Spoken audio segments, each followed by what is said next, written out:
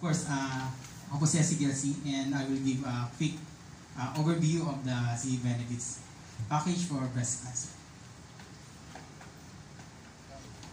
Yes. Just a quick outline po. Nandito po yung kapaliwanag ko po ano po bang nangyari, yung pagde-develop ng benefit package and purpose, yung rationale, and benefits enhancement. So, na-develop kasi yung Z-benefit package for breast cancer in 2012.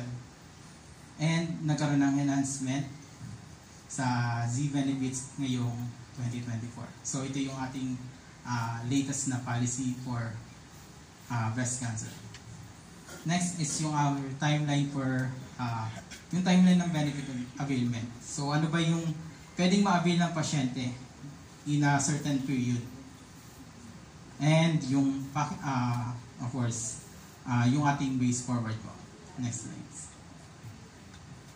So, ang aim po ng PhilHealth is to provide financial risk protection and to provide a comprehensive benefit package. So, meaning, ano po ba yung clinical practice guidance? Ano ba yung binibigay sa isang pasyente na necessary sa condition niya para gumaling ang isang breast cancer patient.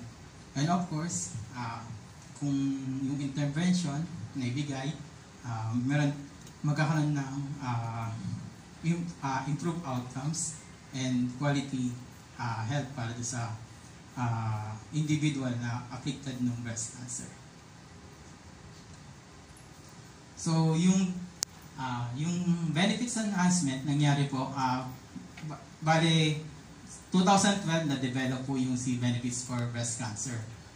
And yung ating coverage is, yung ating package rate for the breast cancer ay 100,000 during that year. And covered nito yung surgery, chemotherapy, and diagnostic. So, yung sa unang benefit package, hindi pa kasama yung ibang modalities o yung treatment modalities para sa pasyente. Ngayon, do sa enhancement na nangyari ngayong 2024, which is ito yung na-publish, yung services included na yung diagnostics na up to 14,000 yung pwedeng ma-avail or pwedeng gamitin ng magamit ng pasyente. Next is